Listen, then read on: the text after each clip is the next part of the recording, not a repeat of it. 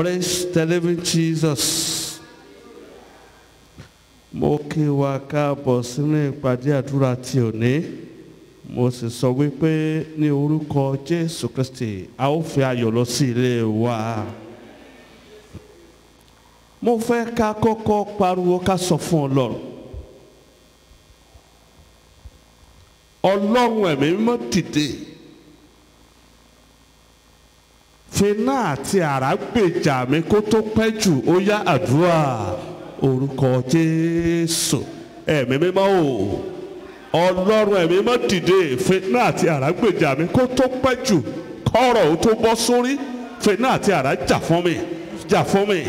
Jà fún mi. Jà fún mi. Jà fún mi. Ọlọ́run ẹ̀mí mímọ́ ní ká ẹ dìde pẹ̀lú ọwọ́ agbára. Kó tó pẹ́ jù ẹ Fina àti àrá jà fún mi. Ẹ gbèjà mi lónìí. Ẹ jà fún mi tílétílé. Ẹ jà fún mi tọmọtọmọ. Kó tó pẹ́ jù. Kó tó bọ́ sórí. Kí ìtìjú ó tó dé. Olúwa dìde jà fún mi. Holy Spirit, arise and fight for me. Jà fún mi. Fight for me. Jà fún mi. Fight for me. Jà fún mi. Fight for me. Jà fún mi. Fight for me. Fún mi lẹ́nu ọ̀rọ̀. Give me testimony. Pariwo gbàdúrà. Put your mouth and pray.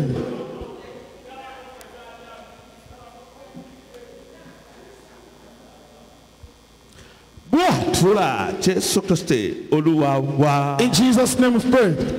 Gbàdúrà kejì. Pray the second prayer point. Gbogbo agbára tí ń retí ìṣubú mi. Every power expecting my fall. Olúwa sọ wọ́n dòkú ó yàn Lord, terminate àdúrà. them, people and pray. Orúkọ Jésù. Ẹ̀mí mímọ́ o. Gbogbo ẹ̀yin agbára tí ń retí Every ìṣubú power mi. expecting my downfall. Gbogbo ẹ̀yin agbára tí sọ pé àfi tí n bá ṣubú. Every power saying until I Lórúkọ fall. Jésù Kristi. In the name of Mo Jesus. gbàdúrà. I pray. Ẹ dòkú. Die. Ẹ dòkú. Die. Ẹ dòkú. Die. Gbogbo agbára. Every power Tí ń sọ pé tọmọtọmọ àfi tí n bá ṣubú. saying with my children I must Gbogbo agbára fall. tí ń retí pé ó fẹ́ ṣubú náà. Every power Ó fẹ́rẹ̀ ṣubú expecting náà. expecting Lórúkọ downfall. Jésù Kristi. In the name Ẹ of Jesus. dòkú. Die. Ẹ dòkú. Die.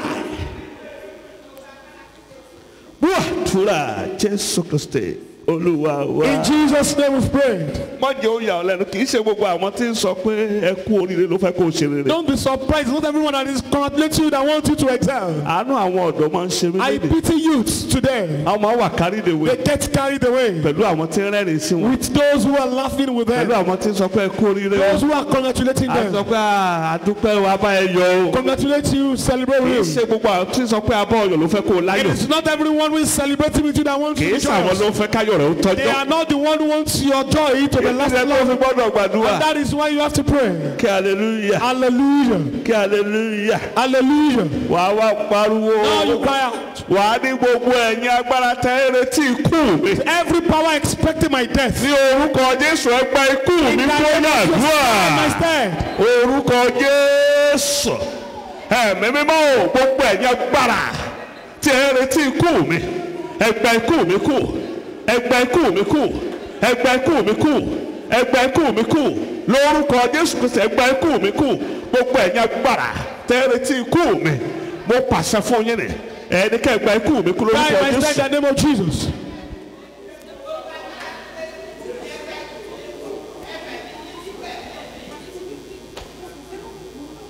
Yanu rẹ gbàdúrà yẹn dáadáa. Put your mouth and pray very well. Gbogbo agbára tí ń retí ikú rẹ. Every power expecting Agbára your tí ń death. retí ikú ọmọ rẹ. Every power expecting the Kó death gba of ikú your rẹ kú. child should die in your stead. Kágbára náà ó dòkú Let lónìí. such power die today.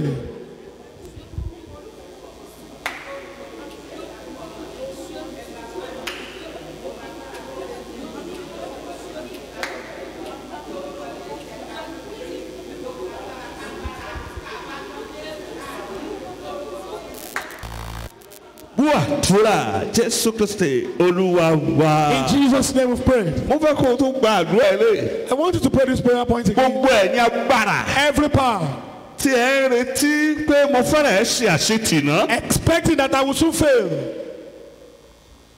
Onírúurú àṣetì ló wà. There are different types of failure. Èèyàn lè ṣàṣetì One can fail ní oríta ètò ìṣúná. at the edge of finance. Èèyàn lè ṣe àṣetì ní oríta ìgbéyàwó. One can fail at the edge of marriage.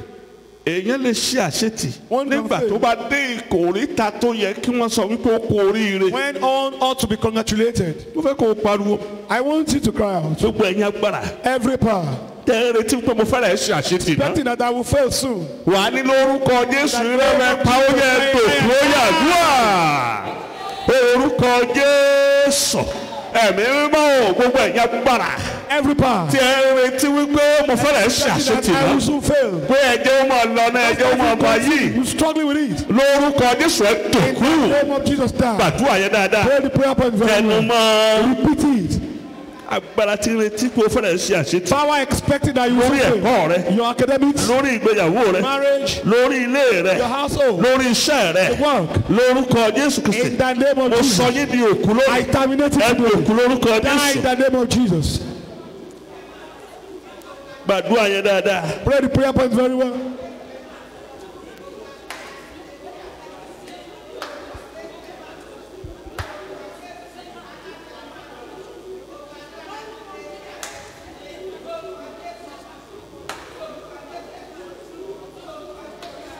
gbàdúrà Jésù Kristi Olúwa wa. In Jesus' name we've prayed. gbogbo ẹ̀yin agbára tẹ́ ẹ ti kóra yín jọ wípé. Every power that has ẹ gathered fẹ́ and said fèmí that, rẹ́rìn ẹlẹ́yà. that you should laugh derisively at me. ẹ mọ̀ ṣe ara yín. Begin to arm yourself. gbogbo agbára tó kó ara wọn jọ Every power that gathered themselves. ṣé ọ̀rọ̀ ọmọ ẹ̀ yẹn. one of afẹ́fẹ́ children- rẹ́rìn ẹlẹ́yà lórí ọ̀rọ̀ You ọmọ ẹ̀. should laugh derisively lórí ọ̀rọ̀ at ilé rẹ̀. in his household. wà á máa sọ wípé ẹ máa ṣe ara yín lórúkọ Jésù yàdúrà. orúkọ Jésù ẹ̀mí mímọ́ o gbogbo ẹ̀yin agbára tẹ́ ẹ sara yín jọ. Every power that nílé gathered ìyá nílé bàbá. Father house and the mother's house. ládùúgbò ní ìlú. Power in the tẹ́ ẹ sọ town. wípé Saying, àáfin rẹ́rìn ẹlẹ́yà you should laugh gbẹ̀yìn. derisively at me. lórúkọ Jésù In the ẹ name máa of Jesus. kọlu ara yín. Begin to ẹ máa attack ṣe ara yín. Begin to ẹ máa yourself. kọlu ara yín. Begin to ẹ attack máa ṣe yourself. ara yín. Begin to ẹ arm máa yourself. kọlu ara yín. Begin to attack ẹ máa yourself. ṣe ara yín. Begin to arm gbàdúrà yourself. dáadáa. Pray very agbára well. ilé ọkọ. Power of the agbára ilé other bàbá. house. Power of the other agbára ilé ìyá. Power of the mother's house. agbára àdúgbò. Power of the neighbor. agbára ibi iṣẹ́. Power of the tí wọ́n sọ pé Say, àáfin rẹ́rìn ẹlẹ́yà you should ni. laugh derisively at me. lórúkọ Jésù Jesus. ẹ ṣe ara yín. Arm yourself.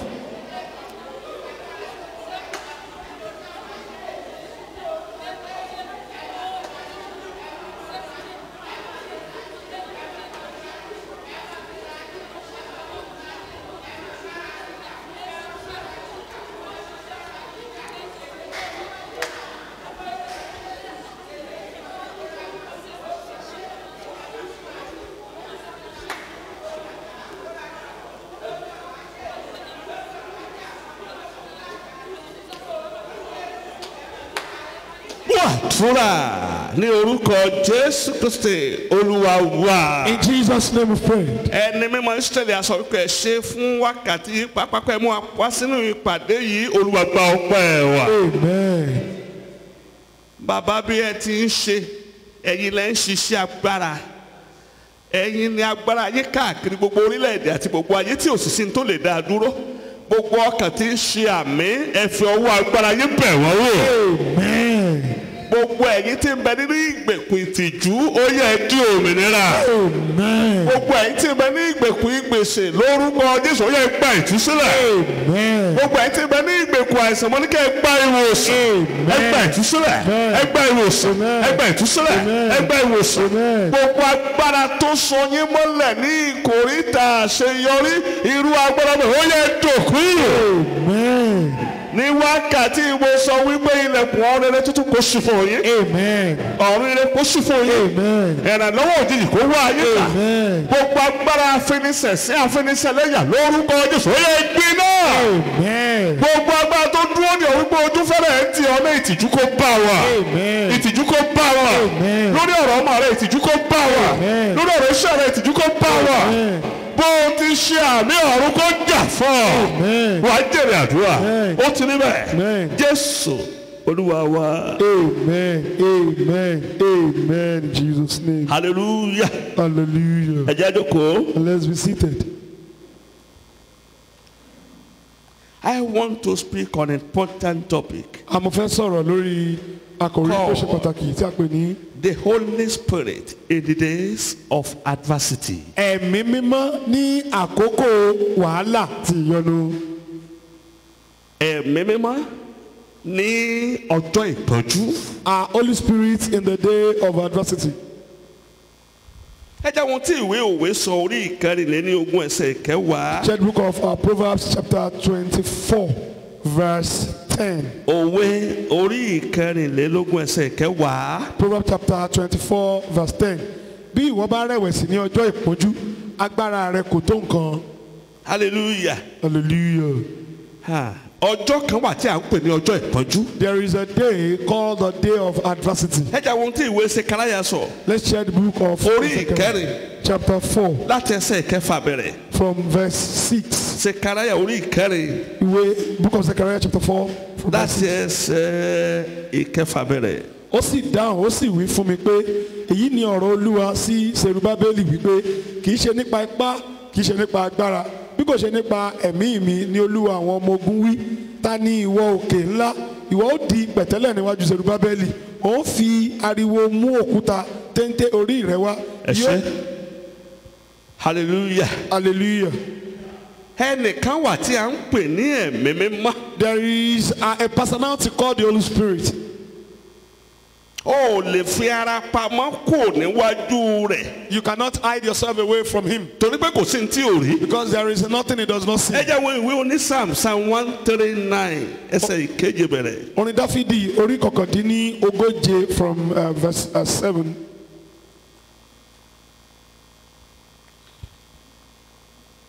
Níbo ni èmi ó gbé lọ kúrò lọ́wọ́ ẹ̀mí rẹ? Tàbí níbo ni èmi ó sáré kúrò níwájú rẹ? Bí èmi bá gòkè lọ sí ọ̀run, ìwọ wà níbẹ̀. Bí èmi bá sì tẹ ẹní mi ní ipò òkú, kíyèsí ìwọ wà níbẹ̀. ibo ló fẹ́ farapamọ́ sí. Where do you want to tí have? torchlight ẹ̀mí mọ́ ò ní rí ọ. That the touch of Holy Spirit. ta will ló not ń find you. parọ́ fún. Who are you lying to? ó rí ọ. He sees you. níbo ló fún yẹra pa ẹ kò lè rí mi. Think he cannot see you. ó ríran rí He ọ. sees you. nígbà tó ń díbọ́n. When you're pretending, nígbà tí ó ń jó. when you're dancing. My Lord is good. Lọ́rùn mi dára. My Lord is good. Olúwa mi dára. My Lord is good. It's good to me. tó sì jẹ́ pé iṣẹ́ ibi níbẹ̀ lọ́wọ́ rẹ̀ ó rí ọ. You are perpetrating evil. He sees you. olóòfin sọ pé ọ̀pọ̀lọpọ̀ ń fi ẹnu wọn bu ọlá fún mi. And that is why he says that many people are ó honoring ní me. ọkàn wọn jìnnà sí mi. But their heart is full. ó ríran rí ọ. He sees you.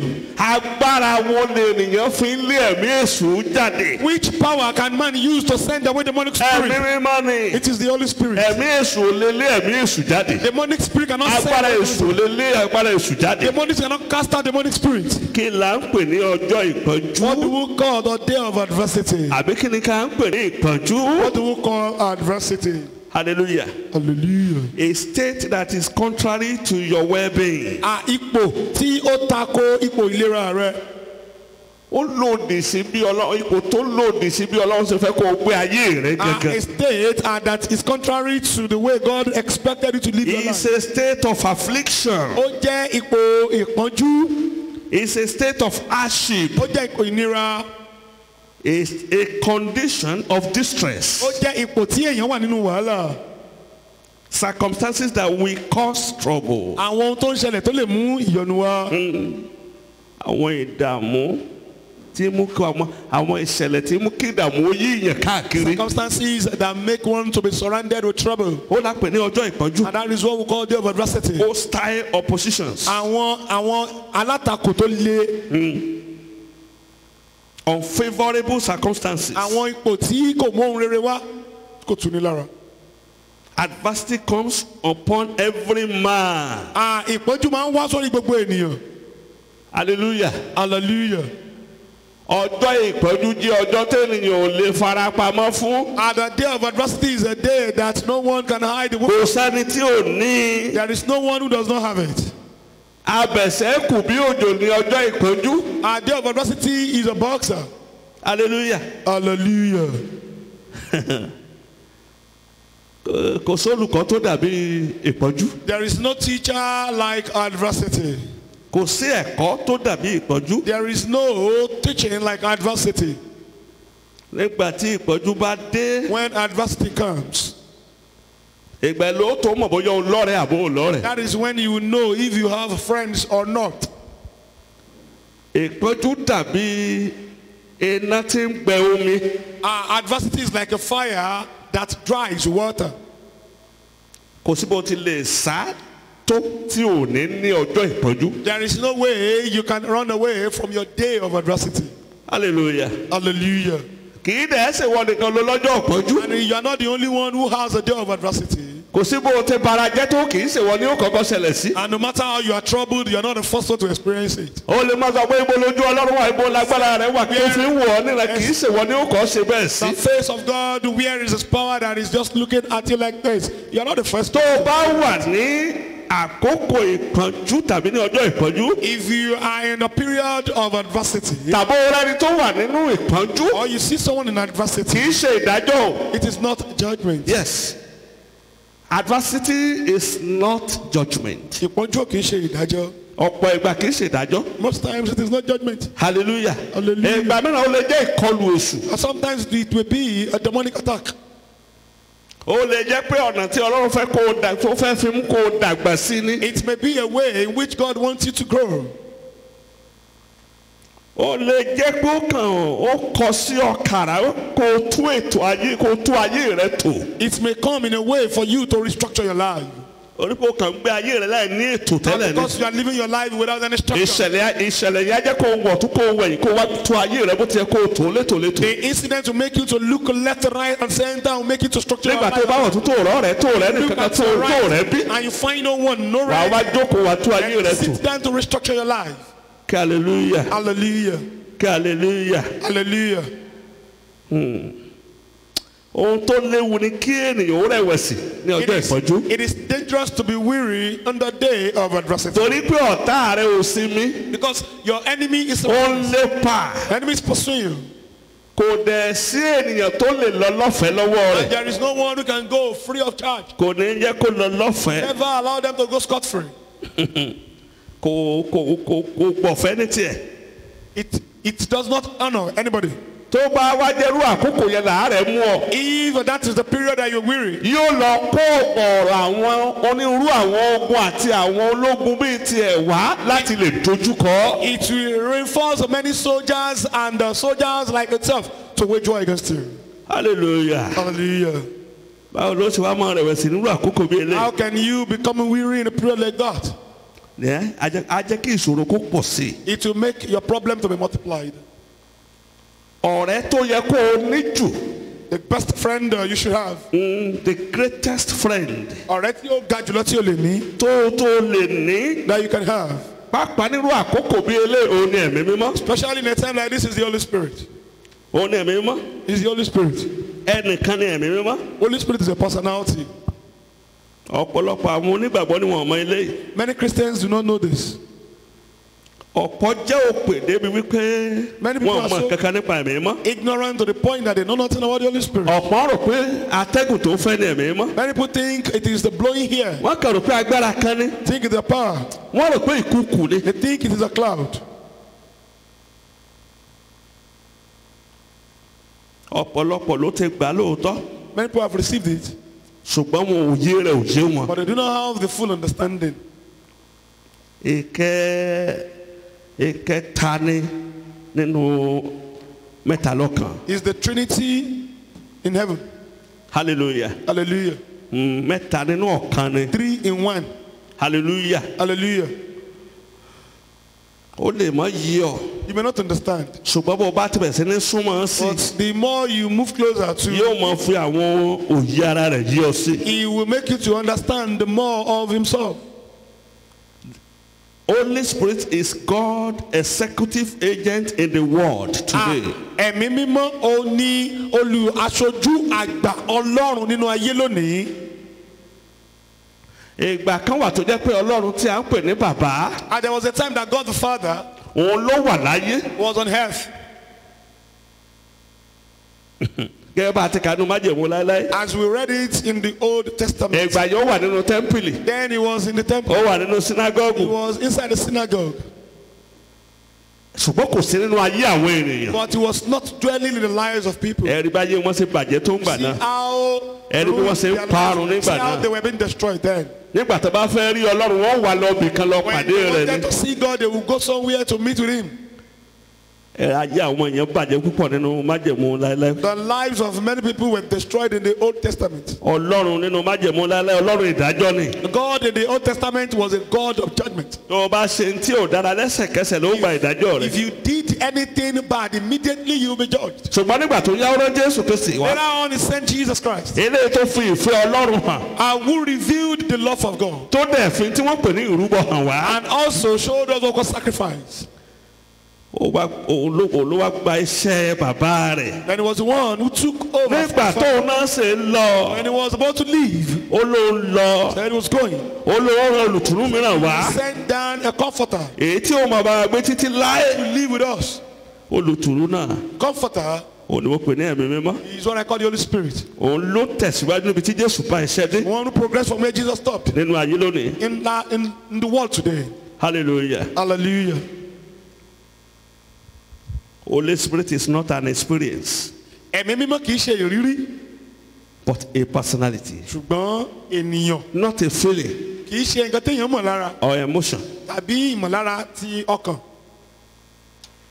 But he is in charge of God's affairs on earth today. Òun ló wà ní ìgbọnnu àwọn ètò Ọlọ́run nínú ayé lónìí. The Holy Spirit is the chief executive of God's programs on earth today. Ẹ̀mí mímọ́ òun ni olùdarí àgbà àwọn ètò Ọlọ́run nínú ayé lónìí. Hallelujah. Hallelujah. Bí a ti mú gbogbo ètò Ọlọ́run wá sí ìṣe ní sísẹ̀ ń tẹ̀lé ẹ̀mí mímọ́ ló wà ní As ìṣàkóso the rẹ̀. programs of God are being executed today, Holy Spirit is the one in charge. Àwọn ọ̀rọ̀ tí ó pamọ́ nínú òkùnkùn ẹ̀mí mímọ́ ló tàn ìmọ́lẹ̀ sí. The wealth that are hidden in the realm of darkness, it is the Holy Spirit that shines light on it. Holy Spirit is the most valuable of all assets you may want to acquire in life. Ẹ̀mí mímọ́ ni ohun tó ṣe iyebíye lórí jùlọ nínú ohun gbogbo tí o lè fẹ́ ní láyé. tó bá ti ní ẹ̀mí mọ́. You have the Holy Spirit. ire á wá ọkàn. Goodness will locate you. ìgbéga á wá ọkàn. Promotion will locate you. ẹlẹ́mìí mímọ́ ẹni tó ń kún fún ẹ̀mí mọ́ àti agbára kì í wá nǹkan kì í wá ipò kiri. One who is filled with the Ipò á Holy wá Spirit ọkàn. does not look for position. ire á wá ọkàn. Goodness will locate them. àwọn èèyàn rere á wá ọkàn. Good people will locate them. ohun tó yẹ kọ́pọ̀lọpọ̀ ó wá ní òwálé ní ìwákúwá ni wọ́n ń wá kiri. What many people should seek today is not what they are seeking. They are seeking. ìgbà tí wọn bá rí náà máa wá agbára burúkú káàkiri. When they don't have it, then they will be seeking evil power. náà máa fi agbára náà máa fi àwọn èèyàn jí ayé wọn. Then they will be using people. wọn kì í tọ́jọ́ wọn máa ń dìdàkudà lẹ́yìn náà Don't ni. live long. They become. wọn á dẹni àná láì tí ì They kú. become subject of yesteryears while they are still alive. kí hallelujah. Hallelujah. ohun tó bani lọ́kàn jẹ́ ni nígbà tí a bá wo kìrìsìtẹ́nì lónìí tí kò ní ẹ̀mí mímọ́. It is disheartening today when you see a Christian without the Holy Spirit. tàbí tí ò tẹ̀ mọ́ tí ẹ̀mí mímọ́ jẹ́. Or doesn't know what the Holy Spirit is. torí pé ọjọ́ ìpọ́njú yóò dé bá gbogbo ènìyàn bí òjò rírọ̀ ni o. And the day of adversity will come upon everybody like rain. There is a time called the time of Jacob's trouble. Àkókò kan wà tí a ń pè ní àkókò ìyọnu Jacob. kò sẹ́ni tí ò ní ní ìyọnu kan tàbí òmíràn. There is no one who will not have one trouble or the other. bí bó ṣe jókòó lónìí. But as you are seated today, àbí bó ṣe ń wò wá. as you are viewing us, ó ń la wàhálà kan kọjá nínú ayé rẹ tàbí òmíràn. you are passing through one problem or the other in your life. ohun àkọ́kọ́ tí màá sọ fún ọ ni pé o kú oríire. The first thing I will tell you is congratulations. torí pé eléyìí ló dó bí àmì. Because this stands as wípé o jẹ́ ènìyàn láyé. that you are a human being on earth. òun ni mo sọ pé ìwé ìdánimọ̀ wípé o jẹ́ ènìyàn. As I can say, that is the identity of your humanity. ibì kan ṣoṣo tí ò ti sí ìṣòro. The only place where there is no trouble, tí ò ní sẹ́ni tí ó yọ ọ́ lẹ́nu. we don't want to trouble you, òun nínú ibojì. is the grave.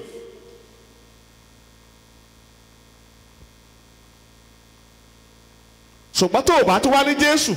But if you don't have Jesus, màá sọ fún ọ pé gbàgede ìyọnu ló ṣe bọ́ sínú I rẹ̀. will tell you that you are at the open ground of trouble. kí hallelujah. Hallelujah. ta ni ẹ̀mí mímọ́ jẹ́. Who is the Holy Spirit? a gbọ́dọ̀ mọ eléyìí. We must know this. bó o bá ṣe súnmọ́ tó. The more you move closer to it, bẹ́ẹ̀ ni ayé rẹ yóò fi máa di iná. then the more your life becomes fire. ẹ lè rí wèrè kí ó sọ pé wèrè ń le gan ó bínú wọnú náà lọ. You cannot see someone with tough insanity and run. Set fire. bó o bá ṣe súnmọ́ ẹ̀mí mọ́ tí agbára ẹ̀mí mọ́ kún inú rẹ tó bẹ́ẹ̀ ni gbogbo ṣẹ̀kẹ̀ṣẹ̀kẹ̀ ìgbé ayé ẹ̀ṣẹ̀ yóò máa já lára rẹ. The more you move closer to the Holy Spirit, the more the bondage of sin begins to break in your body. ó dìgbà tó o bá ní agbára tó ga ní inú rẹ. It is until you have a greater power in you. ìgbà ẹni gbogbo àwọn ohun tó ń fara ni ó ní àyíká yóò tó mọ ìwọ náà ó tó lè borí rẹ. And that is when everything that is troubling you in your environment will be conquered by you. Unless you have what is above within you, Àbí tó bá ní ohun tí ó ga nínú rẹ, you will begin to have pressure around you. wàá máa ní ìmọ̀lára ìnilára láyìíká rẹ. Hallelujah. Hallelujah. But if you have the Holy Spirit on the inside, Ṣùgbọ́n tó bá ní ẹ̀mí mímọ́ nínú rẹ, you can stand any kind of battle on the outside. a kò sí ogun tí o lè dojúkọ ní ìta gbangba. Bí ẹ̀mí bá kún inú rẹ, If the Holy Spirit fills you, kò sí ogun náà láyìíká tí o ní dojúkọ tó o sì ní borí rẹ̀ nígbẹ̀yìn. no battle in your environment that you cannot face. Ṣùgbọ́n tí agbára ti bẹ inú rẹ̀ ò bá ti tó bá ti kéré tàbí ò ní ẹ̀mí mọ́ ó kàn máa gbìyànjú wa máa jìyànjú wa máa làkàkà títí. If the tó fi lè power kú. in you is so little, you will only be struggling and struggling till you die. Kí hallelujah. Hallelujah. Àwọn òkùnkùn mọ́lẹ̀ Darkness knows us. bó bá wù ọ́ And they look at you. wọ́n máa ti bẹ nínú They rẹ̀. know what you have inside of you. Bó bá jẹ́ iná ni If it is fire, wọ́n á yẹra fún ọ. they will avoid you. wọ́n mọ̀ kó o fi wọ́n ṣòfò. They know you waste them. wọ́n mọ̀ kó o ní kẹ̀kẹ́. They know you have nothing. bó o bá ké ní ṣọ́ọ̀ṣì tó kékékékéké. After shouting, tàbí mi tó wà tó bẹ̀rẹ̀ tó gbàdúrà tó lẹ́mìí mọ́. don't have the Holy Spirit. ogun tó gbà wọ́n á fi ṣòfò. Everything you have received will be wasted. kò ní pé kò sí agbára tó lè dáàbò bò. There is no power that can protect it. hallelujah. Hallelujah. kí hallelujah. Hallelujah. jẹ́ kí n sọ fún ọ. Let me tell you. ohun tí ẹ̀mí mọ́ yóò yanjú ní ìṣẹ́jú kan. What the Holy Spirit is settling in a minute. ó lè fi gbogbo ọjọ́ ayé rẹ̀ lépa rẹ̀ kó tó di kó tẹ̀ ọ́ lọ́wọ́. You may pursue it your lifetime before you get it. Technically, the greatest unused power in the world today is the Holy Spirit of the living God. Tabani kí a fi òye gbé agbára tí táwọn ènìyàn kọ̀ láti lò lónìí ó ní ẹ̀mí mọ́ Ọlọ́run agbára tó káàkiri. pọ̀ jù táwọn èèyàn ò lò lénìí. Greatest power that people are not using ó today ní ẹ̀mí mímọ́. is the Holy Spirit. ó ní ẹ̀mí ọgbọ́n àrékérekè ọgbọ́n àlùmọ̀kọ́rọ́ jí làwọn èèyàn ń lò ó kiri. People are just using deceptive means here and there. ẹ̀mí mọ́ kò síbi tí ó mọ̀ he knows all geographical locations. There is nowhere the Holy Spirit does not know. Ó mọ gbogbo He kọ̀rọ̀kọ̀. knows where your gift will flourish. Ó mọ ibi tí ẹ̀bùn rẹ yóò ti gbilẹ̀. He knows where your talents will pick up the strengths. Ó mọ ibi tí tálẹ́ǹtì rẹ yóò ti gba okun. sọ̀rọ̀ nígbà tó bá bẹ̀ sí ní mú ohun ẹ̀mí mọ́ yàtọ̀. When you start the suffering, the cause of the Holy Spirit, ìpele tó ga nìyẹn. it is a great level. ayé rẹ yóò sáré. Your life will be patient. inú rẹ ó wà máa dùn láìsí bí ìbùbọn mú nǹkan ìbànújẹ́ dé inú rẹ ó máa You dùn. will always be happy, even if they bring sorrowful things. You just be happy. torí tó ń gbọ́ yàtọ̀ sí táwọn ẹgbẹ́ rẹ̀ ń gbọ́. Because what you are hearing is different from what your contemporaries are listening to. hallelujah. Hallelujah. eléyìí tó ga jù níbẹ̀ ni eléyìí tí Jésù sọ fún àwọn ọmọ ẹ̀yìn. The greatest one there is what ó ní ẹ má wàásù fún ẹnì kankan o. don't preach to anyone. ó sọ fún àwọn ọmọ ẹ̀yìn bẹ́ẹ̀. He told his disciples, ó ní ẹ lọ dúró ní Jerúsálẹ́mù. go to Jerusalem. ẹ̀yin ó gba agbára nígbà tí ẹ má bá balẹ̀ You yín. shall receive power when the Holy Spirit comes upon you. ẹ ó máa ṣe ẹlẹ́rìí mi ní Jerusalem ní Samaria ní Judea àti dídílé òpin ilẹ̀ ayé. And you shall witness me in Judea, in Samaria, in Jerusalem, till the end of the world. ẹ̀mí mọ́ ní mú ká máa là láàárín oko ọ̀lẹ àtàlágbára. It is the Holy Spirit that brings a boundary and demarcation between the strong ó and lẹ̀ the mọ weak. yàtọ̀ láàárín àwọn tí ń sìnmí àtàwọn tí ò sìnmí ẹ̀mí mọ́ ní ó jẹ́ ká mọ ìyàtọ̀. His word says, you shall know the difference between those who serve and those who don't serve me. It is the Holy Spirit that will bring these differences. ẹ̀mí mọ́ ló mọ́ pèsè agbára. It is the Holy Spirit that provides power. agbára búburú wà agbára rere wà ṣùgbọ́n agbára rere ẹ̀mí mọ́ ló ní olófóni. We have satanic power, we have godly power, but godly power is given by the Holy Spirit. Ìbéèrè sọ pé ní àtìkọ́ṣe. Bible says in the beginning, Ó ní ẹ̀mí Ọlọ́run wà lórí ibú olóró bàbà lórí omi. the Spirit of God was hovering on the sea.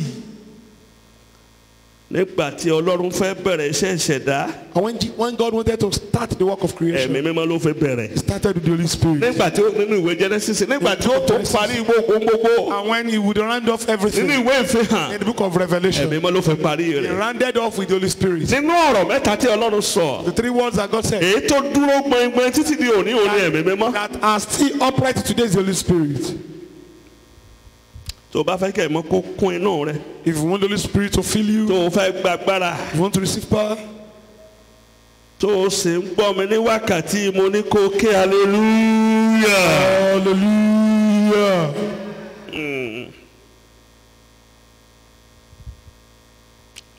Torí pé Ọlọ́run mọ̀ wípé ó ṣeé ṣe kí òye tá à ń pè ní ẹ̀mí mọ́ kó mọ̀ yé wa. And because God knows that I am responsible for not to have the understanding of the Holy Òun Spirit, ló jẹ́ kó fi wé àwọn nǹkan kan tó and lè that is yé wa. why He compared with some things that we can comprehend. Ó fi wé omi.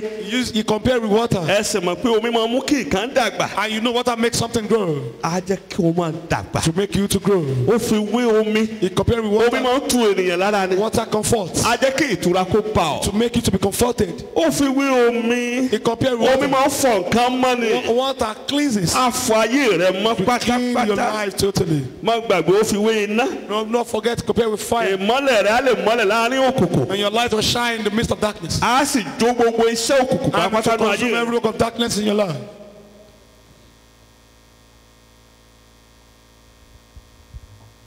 Ó fi wé aṣọ, ó fi wé òróró àti bẹ́ẹ̀ bẹ́ẹ̀ lọ. He compared with oil and so on. Ní ọjọ́ ìpọ́njú o nílò ẹ̀mí mímọ́. The day of affliction, you need the Holy Spirit. O nílò ẹ̀mí mímọ́. You need the Holy Spirit. Báwo ni ẹ̀mí mímọ́ ṣe ń ran ni lọ́wọ́ ní ọjọ́ ìpọ́njú o? How can Holy Spirit help in the day of trouble? The Holy Spirit will reveal to you the root of your problem. Ẹ̀mí mímọ́ yóò fi hàn ọ́ gbòǹgbò ìṣòro rẹ. Báwo ló ṣe ń ràn yàn lọ́wọ́ nígbà tí ọjọ́ ìpọ́njú bá dé? How can it help in the day of trouble? Mo ti sọ̀rọ̀ ẹnìkan fún wa. I've told you about someone. Ó máa ń wá sọ́dọ̀ mi láti wá gbàdúrà. Come to meet me to pray. Ó ń wá ipò kan nígbà náà. Seeking a position then. Ó wá sọ́dọ̀ mi, àjọ jókòó sí orí rọ́ọ̀gì lẹ́lẹ́ àjọ ń sọ̀rọ̀. We sat on the rug, we were talking. Ó wá fẹ́ mo ti gbàdúrà fún. I prayed for him. Mo ní kó gbà àwọn àwẹ̀ kan. I told him to. Mo ti gbàdúrà yẹn fún. After praying for him. Mo wá ń sìn ín sọ́nà. And I was accompanying him. Bá a ti rìn lọ, mo kàn gbọ́ wọn Ọlọ́run. I had the voice of God. Ó ní sọ fún mi pé Tell him that kó ṣe nǹkan kan sínú ilé òun. he should do something in my house. Mi ò tí ì kọ́ ṣọ́ọ̀ṣì, mi ò tí ì ní ṣọ́ọ̀ṣì I ìgbà did not náà. have church. So pastor ni mi sí èsì Was ìgbà náà. he was a pastor then? So kì í ṣe bóyá ṣọ́ọ̀ṣì mi ni ó ṣe sí. Not that I would do it in my church. Ó ní torí pé ọjọ́ ibi ń bọ̀. Because the day of adversity, or the day of evil is coming. Ó ní yes sir, So, yes sir. Yes, sir. Ó lọ, He went. ipò yẹn bọ́ sí. He got a position. Owó dé. Got money. Ó bí mi lè lọ́jọ́ oníṣẹ́ dáàdì. He asked me that day Ṣé tí n bá fẹ́ǹsì church? if I first church. Àmúlò ṣe dáadáa. He said, you have done well. Ó ní màá ṣe. I will do it. Títí tí wọ́n fẹ́ kọ́ ṣọ́ọ̀ṣì yẹn See, tán. the church was Tí wọ́n fẹ́ rẹ tán. completely built. Tí wọ́n fi ṣe The fẹ́ǹsì ẹ̀. face was Tí done. wọ́n fi kùn. See, it was painted. Kò yọjú. He did not show face. Nígbà tí ọjọ́ ibi dé. And when the day of evil came, Ọjọ́ Sunday ni. it was on a Sunday. Ẹ wá ṣọ́ọ̀ṣì. He did not come to church. Ó ka newspaper náà lé. He was reading his Ọjọ́ newspaper ibi there. ká mọ́lé òun nìkan ṣoṣo. The day of Ó evil. ní mo rí afẹ́fẹ́ yẹn, ó fẹ́ Called wọlé. at home alone. He said, Ó ló fẹ́ nà mí mọ́lẹ̀ gbà. He saw- Èèyàn tó dẹ̀ sí gidi gbà báyìí ni. He saw the wind. Ó ní mo bá arábọ́ gíláàrí lé mú. him. And Ó put ní it down. ó sàn fún un bẹ́ẹ̀. A hefty man, he held the burglary. Ó ní ìgbà tán wọ ìjàkadì títí títí. And when he had struggled and wrestled, Ó ló lọ. then the wind Ibi went tí in. wàhálà ti dé ni. That was the inception of his problem. Mo lọ sórí òkè bíi méje. Went to like 7 mountains. Olúwa gbà. Lord deliver him. Má jẹ́ ó kú. Bẹ́ẹ̀ bá ti ń parí tán. After finishing, Ìkan tí àti mo lọ bíríbírí ọjọ́ méje. there was one I went to 7 days. Mo ti ń sọ pé Olúwa mo dúpẹ́ o. Lord, I thank you. O ti kú àdúrà o. You have answered my Mo prayer. bá tún wò kú síwájú mi. And I saw coffee. Olúwa ta ní bẹ́ẹ̀ ní kó sí. Lord, who is in the Mo coffee? ní kókùnrin yẹn ni. Said he was the one. Olúwa kí ló dé? Lord, why?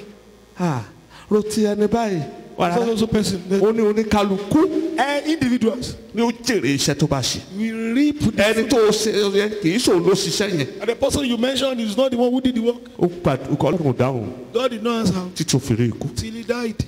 ó sọ fún pé ọjọ́ ibi ń bọ̀ He was told that day of evil ṣùgbọ́n is kò coming. kà sí. But he did not pay attention to it. ọjọ́ ibi The day of evil. ọjọ́ ibi The day of evil. ọjọ́ ìpọ́njú The day of adversity. ọjọ́ wàhálà The day of ó trouble bọ̀. is coming. bó o bá tilẹ̀ ti wà nínú rẹ̀ Even if you are in it already. o nílò agbára Ọlọ́run. The power of God. láti because ọ̀pọ̀lọpọ̀ ní àmọ́ gbogbo tó fa ọjọ́ ìpọ́njú. And because many do not know the root of what ó lè sin jẹ́ is ẹ̀ṣẹ̀. maybe sin. ó ti lè ṣe sẹ́yìn. And I've done it in the past. mo ti láwọn cases bẹ́ẹ̀. Seen cases like that.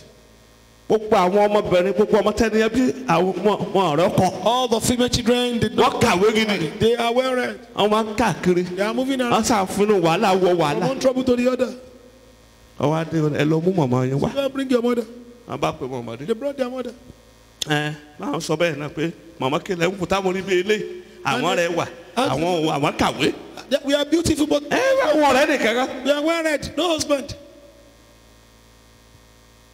nígbà tó débi kan. And at a point, mọ̀mọ́ ní kò sí kankan. Mama said, no. àdúrà ẹ̀ náà ni mo mọ̀. All I know is prayer. àdúrà ẹ̀ náà. All I know is prayer. Olúwa ni. The Lord said, mọ̀mọ́.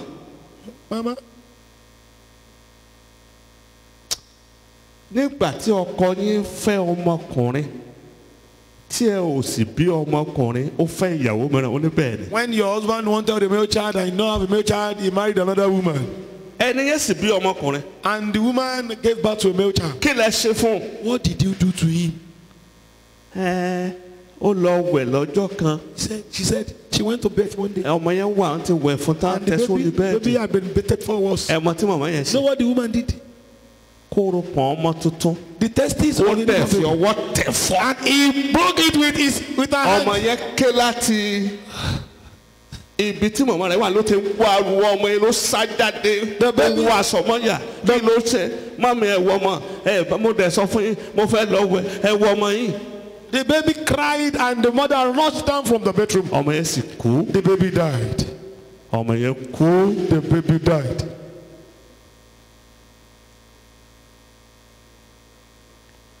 ìgbà mìíràn gbòǹgbò ọjọ́ ìpọ́njú tí ó ń là á kọjá iṣẹ́ ibi tó o ti ṣe tàbí táwọn ìyá rẹ àwọn bàbá ńlá rẹ ti ṣe sẹ́yìn ni. Sometimes the day of adversity you are passing through, the root is the evil deeds that you have done. èyí tí ẹ̀mí máa ń ṣe ni á tẹ ìmọ́lẹ̀ sí gbòǹgbò tó ń là á kọjá. What the Holy Spirit does is to shine light on the root of what you're passing through. àánú ìránṣẹ́ Ọlọ́run kan ṣe mí ní ọdún kan. I pity a man of God some years. aládùúgbò gidi ni o. A prayer warrior indeed. ó dẹ̀ mọ̀ bọ́ ṣe ń yin Ọlọ́run. And they knew how to praise God. tó bá jó màmá ní ha. If he was dancing, I would be amazed. àlùfáà ní sèèsì tó dára ni. He is good, he is pastor. ó lóun lọ sórí òkè kan. Said he went to a Monday. bó ti màdúrà àgbà tó. As prayerful as he was, ayé rẹ̀ ò dára. his life was not ó good. la ìpọ́njú tó burú kọjá. Passed through tough affliction tọmọtọmọ ni. with his children. ó wá lọ sórí òkè kan. Went to a ó Monday wá lọ ibi tó lọ kò sí èèyàn kankan bẹ́ẹ̀. where he went, there was nobody. ó lọ pariwo. He went there, Olúwa Lord, àgbà mi o. help me. mú ìpọ́njú tán. Bring an end to my affliction. tán. Bring an end to my adversity. nígbà tó dọjọ́ keje On the seventh day, láì jẹun láì mu omi láì wẹ̀. without food, without water, without bathing. ó gbọ́ ó ní mo gbọ́. God, tí ẹnìkan rẹ́rìn tí ẹ̀rín rẹ̀ sì mì gbogbo ilẹ̀ àti àpáta tí mo wà ní ìgbà kíní ìgbà kejì ìgbà kẹta ó ní mo wá ní ta ní. someone laughed and the laughter shook ó ní èmi Olúwa Ọlọ́run àwọn ọmọ ogun ni. Who is thee? And said, ó ní mo rẹ́rìn rẹ̀. I laugh at you. ó ní o ti ẹ̀yọ̀ pé mo pè ọ́. You are not even happy that I called you. ó ní àwọn bàbá ńlá rẹ̀ ní ìránkẹ́ wà Your sẹ́yìn. forefathers like 10 ó generations ní ago, afẹ̀jẹ̀wẹ̀ ni wọ́n. blood bathers, afúnisòfò. goodness, ó lọ́pọ̀lọpọ̀ ẹ̀mí ló ti bọ́ nípasẹ̀ wọn. wasted many lives. ó ní àkókò ẹ̀san ni. Now this is the time of vengeance. iṣẹ́ ẹ̀mí máa ní kó ṣàwárí. What the Holy Spirit does ó to sọ àṣírí. reveal the secret. ó sọ ìdí tó fi tí ọjọ́ ìpọ́njú rẹ̀ fi dé tó sì kọ̀ láti lọ. Tell you why your day of adversity has come and it has refused to go. àìmọye ọ̀pọ̀lọpọ̀ àwọn àṣìta àmọ̀mọ́ yẹn tàbá tí wọ́n tí wọ́n láwọn wá ṣọ́ọ̀ṣì tí wọ́n ń jó tí wọ́n ń jó tí wọ́n ń dúpẹ́ tí wọ́n ń sọ pé olúwa dára burúkú tán ti ṣe sílẹ̀ tí wọ́n jẹ́wọ́ rẹ̀ pọ̀. And there are many secrets, and that these mothers who are coming to church to dance, the Lord is good. The evil they had done, they have failed to repent and to confess. Tàbí ẹni tẹ́ ń wò gádẹ́ lọ pé ọmọ Ọlọ́run torí pé ó belongs to one department or the other in the church of God, pé àwọn ọmọ Ọlọ́run ni òun wá ṣọ́ọ̀ṣì dáadáa ó kàgbélì dáadáa burúkú tí ń ṣe ní abẹ́lẹ̀ ní ìkọ̀kọ̀ tí ẹnikẹ́ni ò mọ̀ ń kọ́. And someone who claims to be a child of God, that you know this person is good, maybe belongs one department or the other, but the evil deed that such is doing. Nínú gbogbo nǹkan tó ṣòro mọ̀ láyé ènìyàn ni. Among all things that are difficult to know on earth. Nínú ìwọ̀nba òye tí mo ní nínú iṣẹ́ ìránṣẹ́ àwọn tó ṣòro ó dì pẹ̀lú òun ní ènìyàn. And with my little knowledge in the ministry, the greatest personality or entity to deal with is human being. Torí tẹ́ ẹ bá wò ó tó rẹ́rìn báyìí tó wà nínú rẹ̀ lè jẹ́ kìkì bì. What they ask them may be full of evil. Ó lè rẹ́rìn sí kó dalẹ̀ yín lọ́la. And betray you tomorrow. Ẹ lè ràn lọ́wọ́ lónìí kó fà yín kó mọ̀ sọ pé kẹ́ ẹ ṣubú lọ́la. You may help them today and later want to down for tomorrow. Òun ló sọ pé òun ní ẹsẹ̀mi lẹ́yìn ènìyàn. And Bible says, èémí ẹni tó wà ní ihò imú rẹ̀. cease to trust in man. Ó ní ègbé ni fún ẹni tó fi ẹlẹ́ran ara sí ìgbẹ́kẹ̀lé rẹ̀. To a man who has a human being as their source and trust. Kí hallelujah. Hallelujah. Kí hallelujah. Hallelujah. Àbí ibo lè yẹn ṣe ń jẹ́ ológun tí ó kọ́ ọmọ lọ́wọ́ tí ò mọ̀ta tó fẹ́ yìnbọn lù. How can you be a warrior with guns and don't know the enemies to shoot? Èkejì iṣẹ́ tí ẹ̀mí mọ́ máa ń ṣe. The second thing the ministry does. Àwọn ọjọ́ ibi bí eléyìí. In the days of adversity like this. It will increase the quality and quantity of your faith. Á jẹ́ kí ìgbàgbọ́ rẹ kí ó kún sí kí ó sì tún ṣe iyebíye dáradára. Tó o bá lẹ́mìí mímọ́. Ojúlówó, if you have the Holy Spirit. Á ràn ọ́ lọ́wọ́. It will help you. Òun lólùtùnú. He is the comforter. Á ràn ọ́ létí. He will remind you Bó ti ṣe báyìí rí gbà. that he had done this in the Ó ti past. ṣe báyìí rí He gbà. had done this. Ó ti ṣe báyìí rí gbà. Done this. Àgbà yóò ṣe é. He will do it. Máa gbàdúrà. Keep on praying. Á fi àṣírí hàn. He will reveal Wípé secrets. ohun tó máa ṣẹlẹ̀ rẹ o. Inú rẹ̀ á wá tún dùn. And you become Wà á rẹ́rìn. You will laugh. Wà á ní okun You have strength. láti lè gbàdúrà sí. Pray Kí more. lẹ́rọ̀ pé wọ́n mú wa tẹ̀síwájú. What do you think makes us to Àwọn move tó on? ti ṣe sẹ́yìn Because of ni. what he had done. Níwọ̀n bá ti ẹ̀ dé ìkórìtà tó lé When we díẹ̀. get to it, Á rántí pé ọ̀kan ni lánàá. remember that Lónìí today àti títí láéláé. and forevermore. Kí hallelujah. Hallelujah. Ìkẹta nínú tó ń ṣe. The third thing that he does. He equip you with the spiritual weapon for war. Á fún ọ ní àwọn ohun ìjà ẹ̀mí láti lè ja ogun. Bẹ́ẹ̀ni. Bí iná, Fire, bí àrá, thunder, bí idà. sword, Tí wàá fi lè ja ìjà ẹ̀mí tí wàá sì borí. and conquer. Hallelujah. Hallelujah. Hallelujah. Hallelujah. Ẹnìkan Someone mọ́tò ló ń ta. supposed to be a car dealer. Iṣẹ́ yẹn bá ní problem tó pọ̀. He had trouble with his work. Ó wá lọ sí ọmọ ó wá fún àdúrà. And Olúwa ní kó lọ sórí òkè kó lọ gbàdúrà báyìí lọ gbàdúrà ọjọ́ bíi mélòó kan báyìí ọjọ́ méje. for some days, maybe 7. Nígbà tó dórí òkè. I'm going to go to the Gbólóhùn àdúrà tí òun sà ń gbà ní pé prayer point. He was praying. ẹni tó wà ní ọ̀rọ̀ mi ò ẹ̀mí mọ́ gbà létí. Holy Spirit. Áńgẹ́lì gbà létí. Angel was slapped. Ó sà gbàdúrà ẹ̀ bẹ́yẹn. He prayed the prayer point like Ó wá that. padà lọlé. Went back home. Bó ti délé. As he got home, Wọ́n gbóúnjẹ sí tébù fún. put food on the table for him. Ìyá ìyàwó wà lé ìyàwó náà wà lé. Mother-in-law was at home and the wife was at home too. Màmá náà wá jókòó síbi tébù. And the mother Òun náà sat fẹ́ jẹun. on the dining. She wanted to eat. Ok. Kò pẹ́ ní màmá sọ pé And later on, the mother was feeling ó bá something. ní ó bá dárúkọ ọmọ pé kí ló sọ ọmọ yín ṣé ìwọ ló ń gbà mí létí. What happened to a child that is slapping me? Bàbá yẹn ní ẹ mọ̀ pé mo sẹ̀ And dí the man láti said, orí òkè He ni. just came from the Ẹ mountain. má jọ ọmọ ẹlẹ́nu màmá. Please don't trouble me, woman.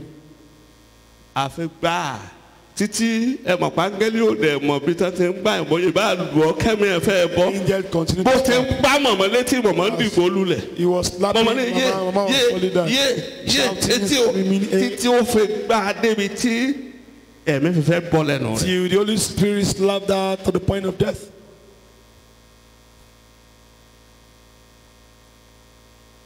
Hospital náà ló lọ.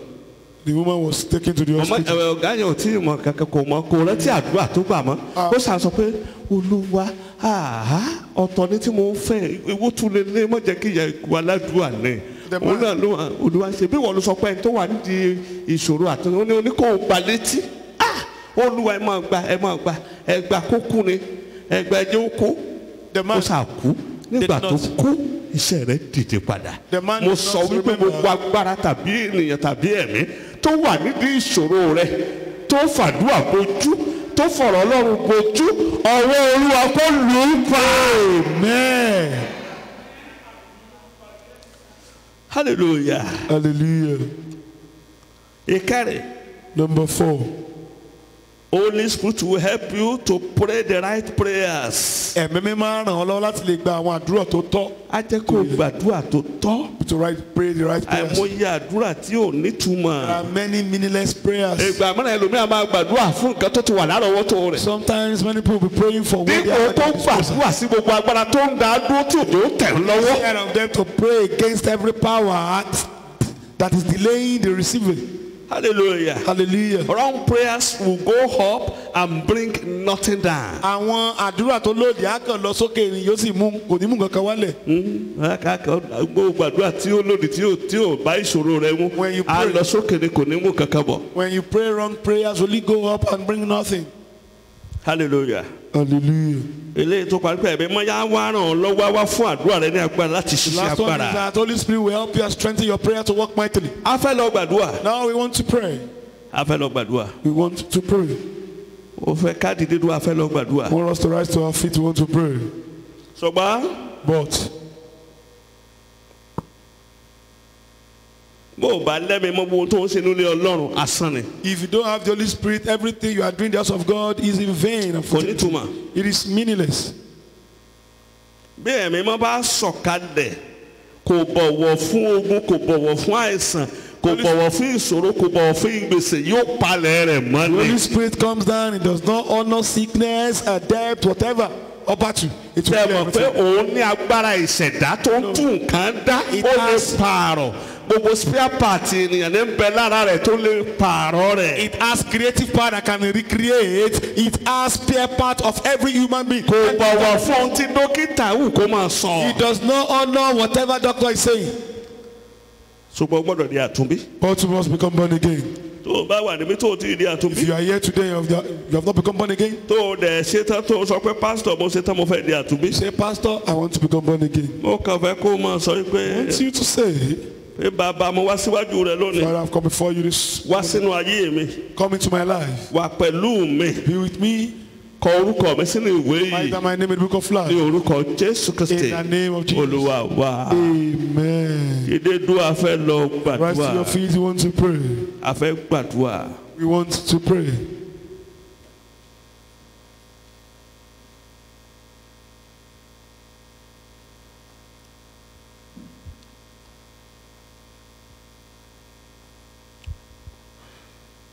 Mo fẹ́ ká kọrin.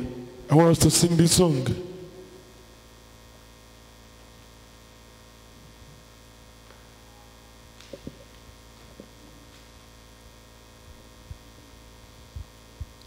Holy Ghost arise in your power.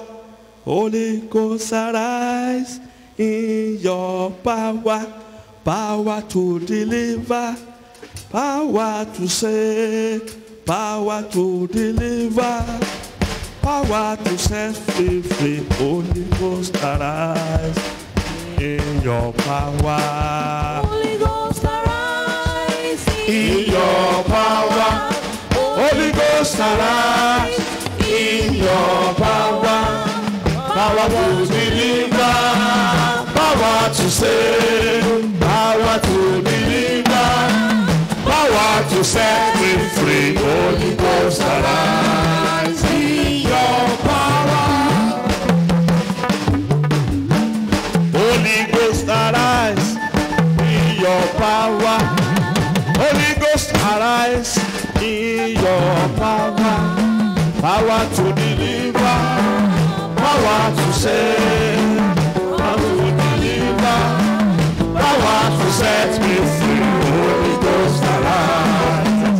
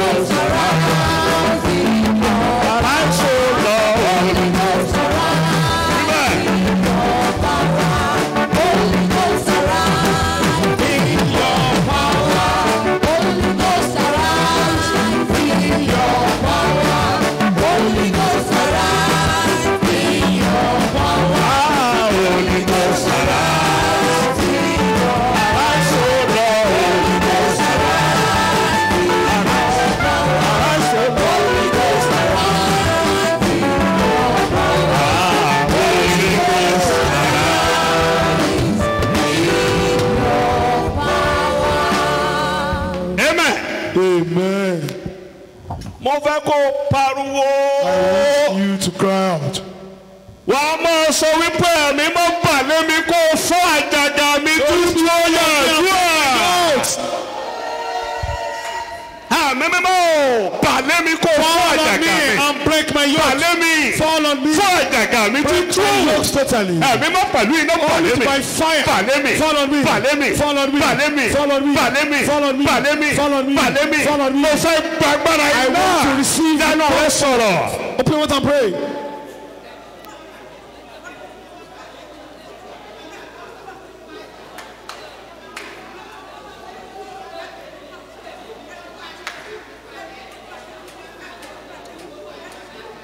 o bá fi tara gbàdúrà.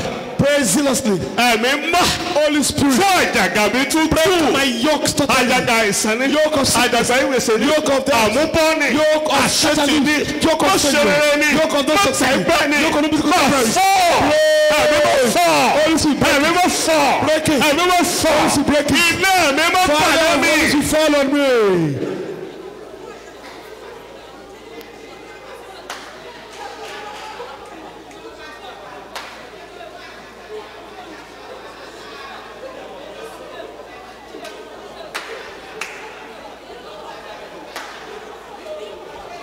Fúnra Jésù Olúwa wa. In Jesus' name we prayed. Tí n bá wo àwọn èèyàn tí bó bá kò nílò kó correct ẹni tí ó lẹ́mìí mọ́ pé aṣọ yìí kò yẹ kó wọ̀ lọ ta bó ṣe rí o rárá o lẹ́mìí mọ́ ni ẹ̀mí mi máa moderate láìfẹ́ á jẹ́ kó o gbégbé ayé ìwọ̀ntúnwọ̀nsí á máa sọ fún wa gbọ́ àwòrán torí pé ò ní. When I look at people, I just pity them. If you have the Holy Spirit, you will not wear clothes that you shouldn't wear outside. Wear it because if you teach you moderacy and everything you should know, you lack it. That is why you don't know what to do. ẹnìkan sọ fún mi Someone told me ṣé láàrin kwaya nígbà kan in the choir some time ago, àárín ọjà the marketplace, ló ń lọ going there, ní wèrè lọ bá and the madman went to meet ó ní her. kí lọ kó sí ti What are you putting on kí your ni head? bẹ lórí rẹ What is on your head? ó lọ jẹ́ kó kúrò You better remove it. ó lọ iṣẹ́ tó yẹ kó kélé ṣe ti You are not meant to put on all this. bó bá fẹ́ jẹ́ èèyàn rí láyé If you want to be meaningful in life.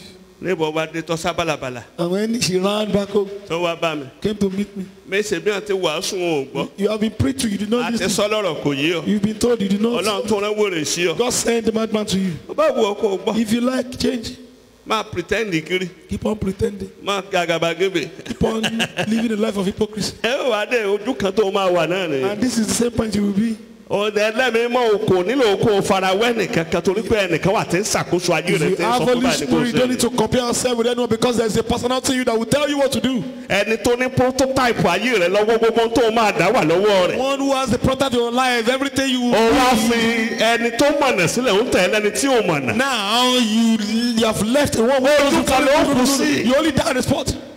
kí hallelujah. Hallelujah. ẹrù ọlọ́run bà mí pẹ̀lú ìrìn àjò tó mú àwọn Ísírẹ́lì rìnrìn I àjò. fear God with the journey he made Israelites. àṣẹ ọdún kan wọ́n kàn ń pò yìí báyìí for Not 40 knowing that years. they were just moving in cycle for 40 years. kò dẹ̀ jọra wọn. And it was not the same. ibi tá ti kọjá náà tó padà sí. Where they síbẹ̀ kò jọra. passed through, they passed again. Still, it was not the 40 same. years. Fogoji ọdún. ọlọ́run wa dára. Our God is good. yakùnrin.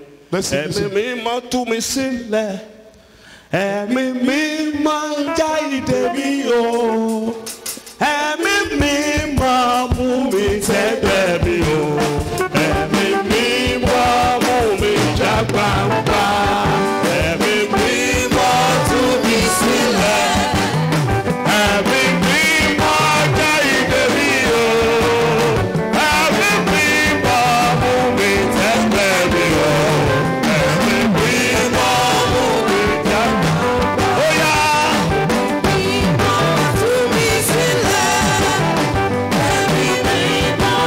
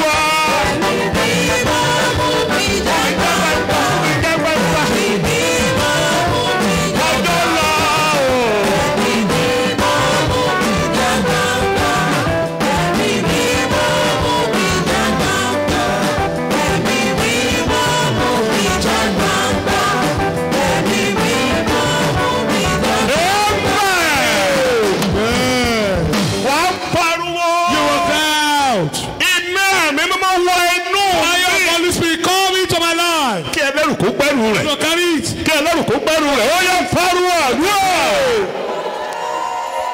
Ẹ̀mí mi mọ́. Iná mi mọ́ wọ inú Fire of mi Holy lọ. Spirit, come into my Kí life. ẹlẹ́rù ó gbé. So carry it. Kí ẹlẹ́rù ó gbé. Carry it. Kí ẹlẹ́rù ó gbé. Carry it. Yanu sọ̀rọ̀. Out and pray.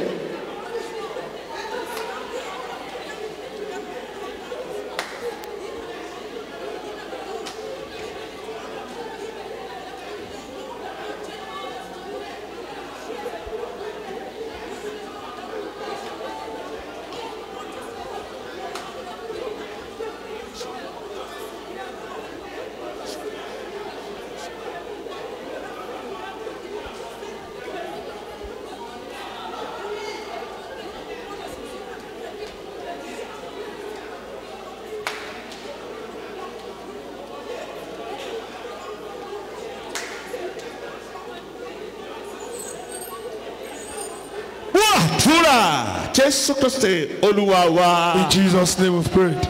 Máa sọ pé mo fẹ́ gba agbára, Babalọ́lá gba agbára, mo fẹ́ gba agbára, Èlíjà gba agbára, àrífín ọ̀tá mi pọ̀ gbàgbára wọ̀ mí o bàbá. Mo fẹ́ gba agbára, Babalọ́lá gba agbára, àwọn fẹ́ gba agbára, Èlíjà gba agbára, àrífín ọ̀tá mi pọ̀ gbàgbára wọ̀ mí o bàbá. Mo fẹ́ gba agbára.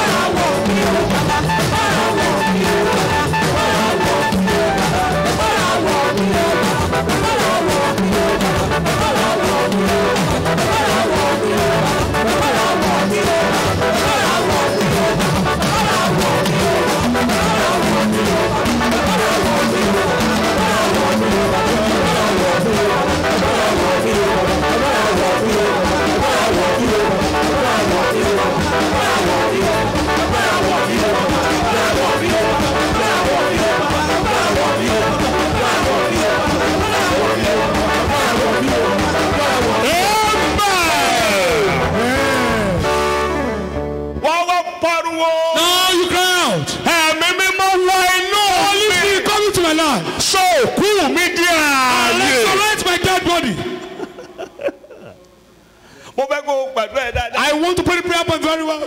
Ẹlòmíì. Some people, Òkú guro ni. they are just living corpse standing. Òkú ayé They ni. are just living corpse. Kò sẹ́ni tí ń fún rere lọ òkú. There is nothing good that can come to a dead fellow. Èmi ń gbé ayé bí àjòjì ni. Some are living this life like a stranger. Ó pe bí ejò tí ò nípa They lórí are àpáta living ni. like a snake that has no impact on the rock. Wà á ké. You will cry out. Ẹ̀mí mímọ́ wọ inú Holy mi. Spirit come into my life. Sọ òkú mi di ààyè lónìí ó yọ àdúrà. Orúkọ Jésù. Ẹ̀mí mímọ́ wọ inú Come mi into my lọ. life. Sọ òkú mi di ààyè. Resurrect me. Sọ òkú mi di ààyè. Resurrect me. Gbàdúrà dáadáa. Pray very well.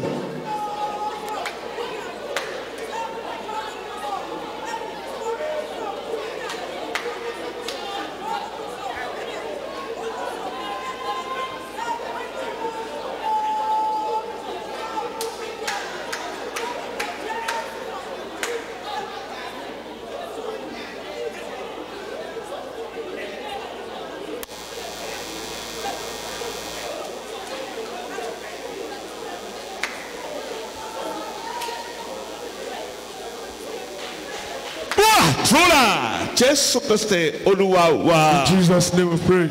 Wàá pariwo You will cry out. agbára ẹ̀mí mímọ́ Power of Holy Spirit. tí ọ̀nà ò kì í dí mọ́. That no barricade can block. Agbára tí ń la ọ̀nà níbi tí Power ọ̀nà ò that sí. makes way when there is no Ó way. yá pàlẹ́ mi, ó yá àdúrà.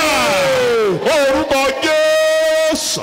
Ẹ̀mí mímọ́ agbára tí ọ̀nà ò kì í dí mọ́. Nothing can block. Agbára tí ń la ọ̀nà níbi tí ọ̀nà ò sí. Ó yá pàlẹ́ mi, Follow me. pàlẹ́ mi, Follow me. pàlẹ́ mi, Follow me. pàlẹ́ mi, Follow me. pàlẹ́ mi, Follow me. pàlẹ́ mi, Follow me. pàlẹ́ mi, Follow me. pàlẹ́ mi. Follow me. Agbára tí ọ̀run ire máa ń ṣí fún. Power that Pàlẹ́ mi. So follow me.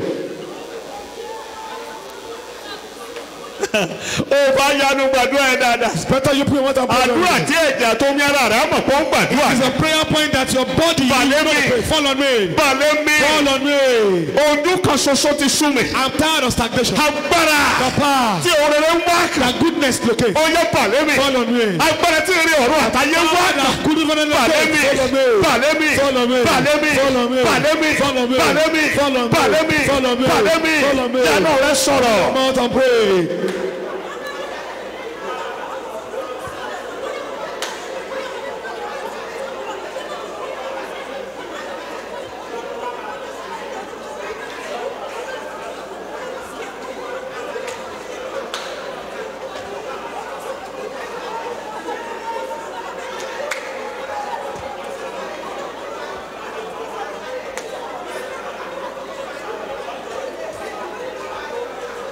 Àdúrà Jésù Olúwa wa. Jesus name we prayed.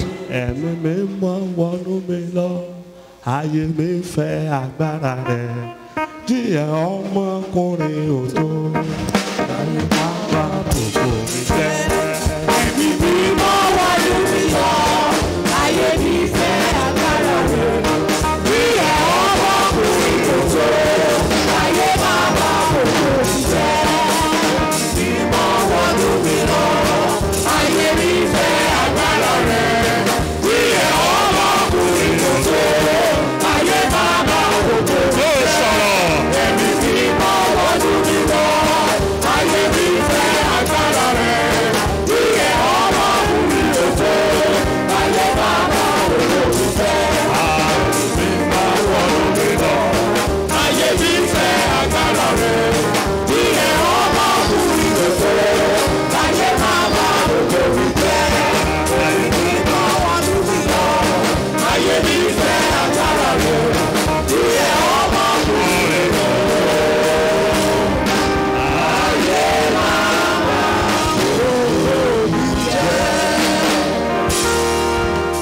Wàá pariwo. You will cry out. Iná ẹ̀mí mímọ́ Fire of Holy wọ Spirit. inú ẹ̀jẹ̀ mi lọ. Come into my Lọ blood. sínú ẹ̀rọ ara mi. Go to my Lọ́dún eégún mi lọ. bones. Kí ẹlẹ́rù ó gbẹ́rù rẹ̀ lára mi ó yà àdúrà. Orúkọ Jésù. Ẹ̀mí mímọ́ o. Iná ẹ̀mí mímọ́ Fire of sọ̀kalẹ̀. Holy Spirit come down. Wọnú àgọ́ ara mi. Come to my body. Wọnú ẹ̀jẹ̀. To my blood. Wọnú omi ara. To my Wọnú iṣan. to my vein. Wọnú eégún lọ. Bones. Kí ẹlẹ́rù ó máa gbé. Carry. Kólógún ó máa gbé. About to carry. Káìsàn wọ́n Let jáde. sickness Kí come out. wàhálà máa Let jáde. trouble come out. Kí àánú rẹ̀ sọ̀rọ̀. Fill your mouth and pray.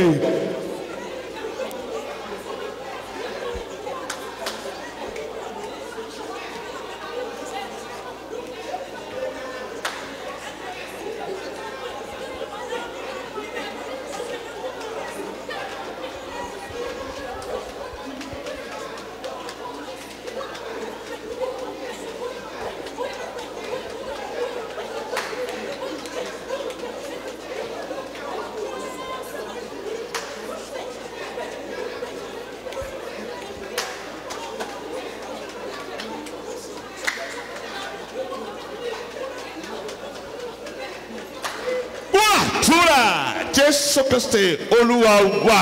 Jesus name we prayed. Wàá pariwo jẹ́ kójú tẹ̀ ń tó wà lẹ́gbẹ̀ẹ́ Cry rẹ̀. out. Let the person Wàá beside ní you be ashamed. ọwọ́ ẹ̀mí mímọ́ o. Ah, the Holy Spirit. Mú mi jáde kúrò nínú aginjù òkùnkùn. Ilé bàbá mi ó yà àdúrà. Ẹ̀mí mímọ́ o. Ọwọ́ ẹ̀mí mímọ́ Holy o. Spirit. Mú mi jáde kúrò nínú aginjù Be òkùnkùn. Ilé out bàbá of mi. the wilderness of the wilderness Mú mi house. jẹ́ gbẹ̀gbà. Bring me out.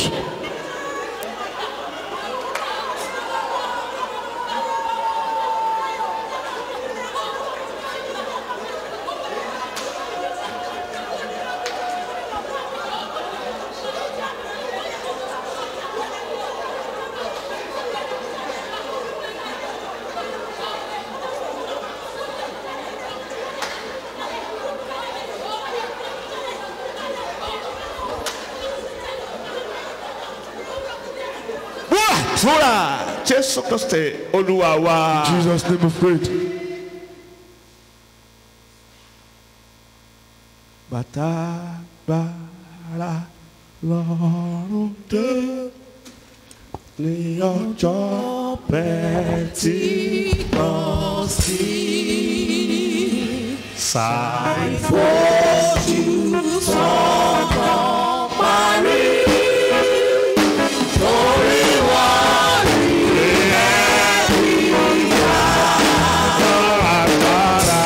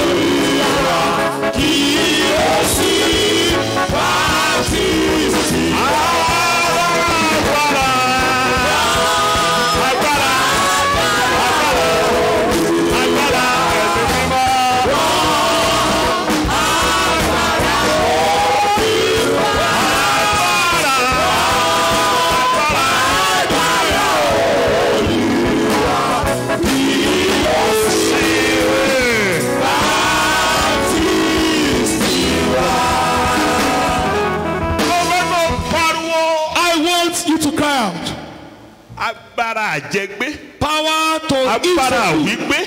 Power to say. Agbára àtẹ̀gbé. Power to step and go for agbára free. àsọgbé. Power to say and go for free. Olúwa gbé wọn mi ó yà àdúrà. Agbára wípé. Power to say and go for free. Agbára àsọgbé. Power to say and go. Agbára àjẹgbé. Power to eat and go for Agbára free. àtẹ̀gbé. Power to step and go Olúwa for gbé free. wọ̀ mí. Now release your Wọ̀ mí power. lágbára. Release your power. Wọ̀ mí lágbára. Empower me. Wọ̀ mí lágbára. Empower me. Ìyanu rẹ Put sọ̀rọ̀. your mouth and pray.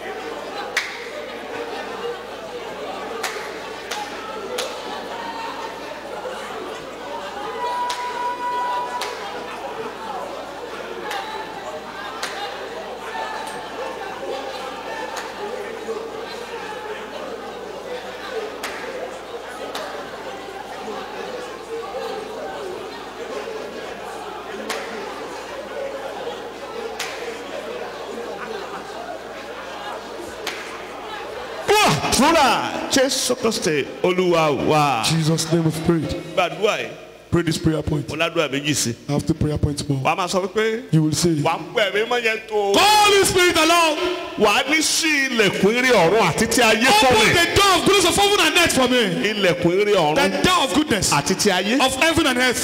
Tí mi ò fi ní jìyà That will make me mọ́tọ́mọ́tọ́mọ́. not to suffer again with my children. Ṣì fún mi ó yẹ pẹ̀lú òwúrọ̀. Ẹ̀mí bá dìde sí ilẹ̀kùn eré ọ̀run àti ayé fún mi.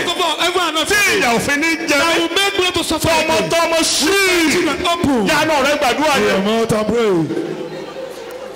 kóhun rere máa wá mi kàn. Let goodness locate me. ní gúúsù láríwá níwọ̀ nílà wọn. North, south, east, and west. ká máa fi ire pè mí. Let me be called with ká máa goodness. fi ire sọ mí lórúkọ. Let me be ká máa fi ire known. wá mi kàn. Let me be ká máa fi ire located. wá mi rí. Let me be sought. ilẹ̀kùn ire ọ̀run àtayé. Let the doors of tí ò tí ì sí fún ẹnì kankan nínú ilé bàbá mi. ó yẹ sí fún mi lónìí. for me sí today. fún mi lónìí. Open for me. sí fún mi lónìí. Open for me. ní orúkọ Jésù sí fún mi. Jesus, open for me.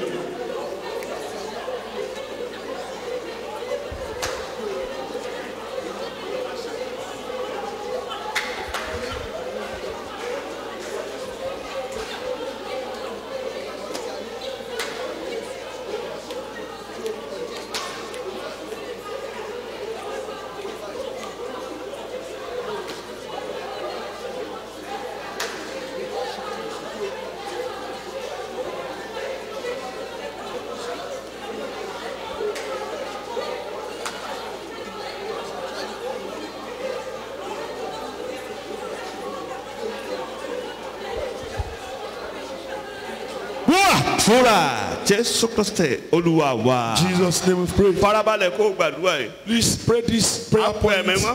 with attention. Holy Spirit. mẹ̀kúnnù ní kankan wọn lágbára wọn lóye ìjàjú ẹ̀mí mímọ́ lọ. Masses do not have anything other than the Holy Spirit. máa ní ẹ̀mí máa ń gbèjà wa lórílẹ̀‐èdè The Holy yìí. Spirit fight for us in this country. gbogbo agbára tó fẹ́ pa ẹ̀yà run. Every power that wants to agbára tó exterminate the fẹ́ tribe. pa àwọn onírúurú ẹ̀yà run lórílẹ̀‐èdè àti Powers kìrìsìtẹ́nì that want to exterminate different tribes into àti ní gbogbo orílẹ̀‐èdè ayé. all countries of the world. ẹ̀mí mọ́ dìde ṣe bí ọlọ́run kó o jà fún wa ó yà àdúrà orúkọ Jésù ẹ̀mí mọ́ ò níbi gbogbo lórílẹ̀‐èdè ní orílẹ̀‐èdè wa ní orílẹ̀‐èdè gbogbo agbára àti alágbára And the powerful tí one wọ́n fẹ́ pa ẹ̀yà run who wants to tí exterminate wọ́n fẹ́ the pa tribe. kìrìsìtẹ́nì Who run wants to exterminate ó Christianity. yẹ dìde kó o ṣe bí ọlọ́run Rise and let us go. jà fún wa For us. jà fún wa For us. gbèjà wa Fight for us. jà fún wa For us. gbèjà wa. For us.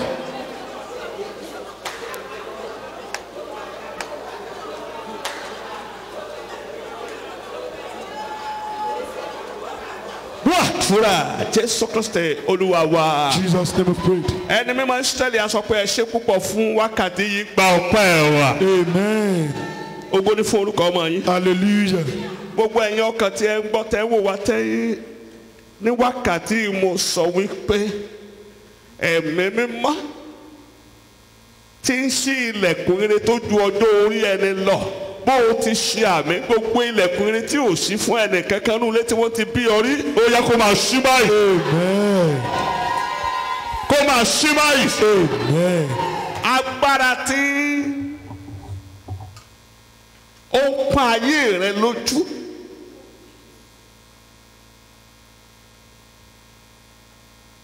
agbára tó dúró tì ọ́ agbára tó takú tì ọ́ ẹ̀mí mímọ́ ẹni tí ń gbèjà ẹni láì láàlà ní wákàtí ó yẹ kó jà fún ọ. Amen.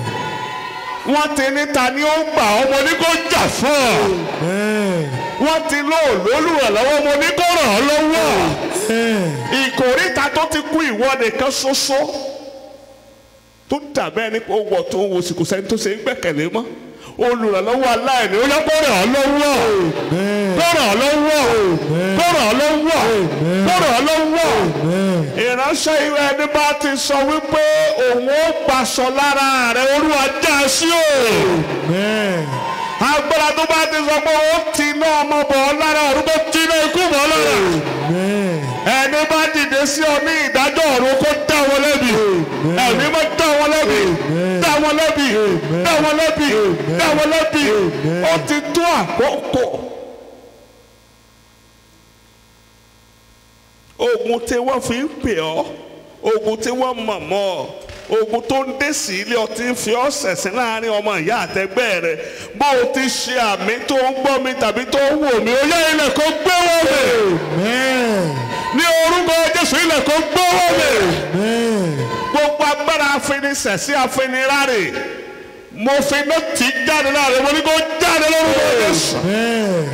ẹ̀mí mímọ́ ṣebí ìwọ ni ò bọ̀wọ̀ fún ti dókítà wí ó bọ̀wọ̀ fún tí òkùnkùn kan tàbí ẹ̀mí tàbí agbára kankan ní wákàtí gbogbo agbára gbogbo ẹ̀mí gbogbo àìsàn tàbí àrùn nínú àgọ́ ara rẹ tó ń dá ọ dúró láì nídìí ẹ̀mí mímọ́ yóò tì wọ́n jáde. Amen. ọjọ́ ẹ̀yẹ rẹ kó farahàn. Amen. iṣẹ́ rẹ kó farahàn. Amen. àlùyọ rẹ kó farahàn. Amen. ògo ọjọ́ ìbí rẹ kó farahàn. Amen. bó o ti ṣe àmì ìtìjú rẹ kó tán. Amen. ẹ̀kọ́ rẹ kó di ẹ̀rí o. Amen. ìkórìtà tó ti ń ṣe àṣetì kó o ṣàṣeyọrí nínú rẹ. Amen. agbára ìgbédìde kó tàlé ọ. Amen. ọ̀run kó gbé ọ dìde. Amen. kó o dìde. kó o dìde. kó o dìde. kó o dìde. bó o ti ṣe àmì ó yá dé ńlá. Amen. bẹ́ẹ̀ ni kórí. Amen. àṣẹ ọ̀run kórí rẹ̀. Amen. omi tó gbé akóló kó ya sí mímọ́. Amen. ẹ̀jẹ̀ Jésù àtẹnudẹ́ kó wọnú rẹ̀ lọ. Amen. Olúwa ló ní agbára. Amen. kó tú sílẹ̀. Amen. kó wòsàn. Amen. kó tú sílẹ̀. Amen. kó wòsàn. Amen. kó sọ di mímọ́. Amen. kó sọ di pípé. Amen. lórí bẹ́ẹ̀ kó ṣe bẹ́ẹ̀. Amen. ògo ní forúkọ Olúwa. Hallelujah. Jésù Kristi Olúwa wa. Amen. Amen. Amen. In Jesus' name. Hallelujah. Hallelujah. Ké hallelujah. Hallelujah. Ké hallelujah. Hallelujah. Ìjésù lógo. Glory unto Jesus. Lẹ́ẹ̀kan sí mo kí wa pé a kú àdúrà. Well done in prayer.